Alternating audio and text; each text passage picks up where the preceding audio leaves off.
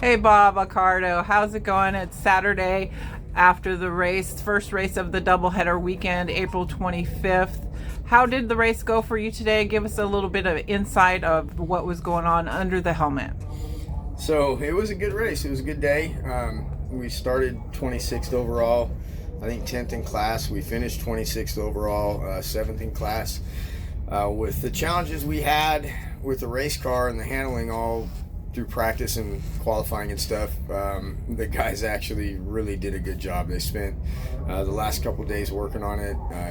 We unloaded and it was pretty bad, and so they made some major improvements, and we're continuing to work on it. But I have total faith in my guys and what they give me to work with, and everybody did an excellent job. Everybody pulled together. The best part of today was 13-year-old Tate that we hosted from Make-A-Wish. Him and his family were elated and excited to be here, and we had another group that brought a child as well, and they said it was best day ever. And so that's the kind of experience we try to create. So yeah, I love this Trans Am racing, this paddock, and these cars are fun to drive, and I work really hard every day so that we can come do this when we can. All right. You want to give a little bit more of a background on the Make-A-Wish program through your company, Race Marketing, how it got started, your mission, that sort of thing? So it takes a lot of people to volunteer their time and put forth effort for us to come and do this, just meaning racing in general. And it's a passion of mine. It has been since I was a kid. And it took me till I was in my 40s to get here and do it. And so, we do the Make-A-Wish stuff just because it's a way of giving back. And so, we're trying to pay it forward. I just remember what it was like when I was a kid. I didn't have any health challenges or anything, but I remember my passion for cars and racing and how I wanted to be a part of it. And access was really restricted back then. So this Make-A-Wish program has been something that I've been thinking about for a long time. Back when I was club racing, I had the idea to bring kids to the racetrack, and back then Make-A-Wish was like, absolutely not. You're not going to put a kid in the passenger seat of a car and take them around the racetrack. And so now we're in a spot where we're part of a great series. Trans Am series is the longest continuously running professional road racing series in Northern California, Northern America, and it's I've known what it is since I was a kid. It started with all the greats and Mario Andretti and Dan Gurney and Parnelli Jones and all these famous iconic names.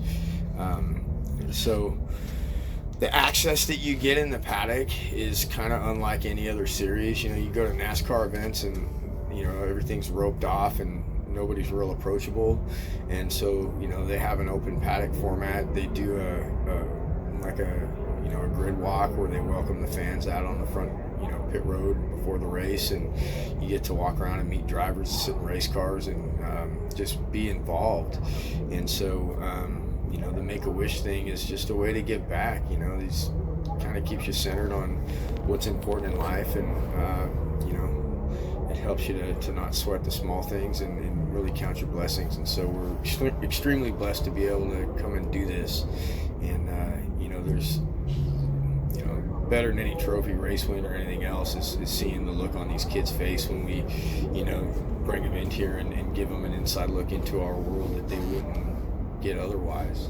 So it's very fulfilling, and the gratitude that's reflected back is absolutely amazing, and it just carries all through the year for each event. So it seems like that the children are given a day of excitement, a day of surprises, and a day of wonderment. That can't be cheap on the pocketbook. Is there any way for your fans, your supporters, to help contribute to the cause of race marketing and the mission? Yeah, absolutely. So if you go online to racemarketingusa.com, there's a way to donate directly to the website. We are a 501c3 nonprofit, and so the money we collect allows us to pay for these experiences for these kids, and we do a lot. I mean, I have a helmet painter that, once we find out the kid's name, he paints a helmet for him that we give to him and puts his final, his personal touch on it. He does amazing work. A really neat guy. His name is Eric. You can check him out at 71 Designs online, and he does it as a side gig, man. He's a special ed teacher for his 9 to 5, and he paints some really beautiful helmets in his off time, and it's a passion of his. And so, when we're racing these, like, Sonoma being our home track, we welcome him, and have him standing there for the reveal too. I want him to see these kids and their parents and the look on their face when we open the box and hand them, here's a memento of the day and stuff. And so it's really, really rewarding. And so it's every little bit helps. Every bit helps. It's not cheap, and but it's definitely something we love. Yeah, the smiles make it worthwhile. Definitely. Well, thank you for your time, and I think we're going to wrap it up for today. We wish you luck tomorrow. I know tomorrow's going to be a packed schedule, and hope everybody stops by the Bob Accardo pit and to say hello, and maybe see you and see what's going on under the helmet. All right. Yeah. Thank you.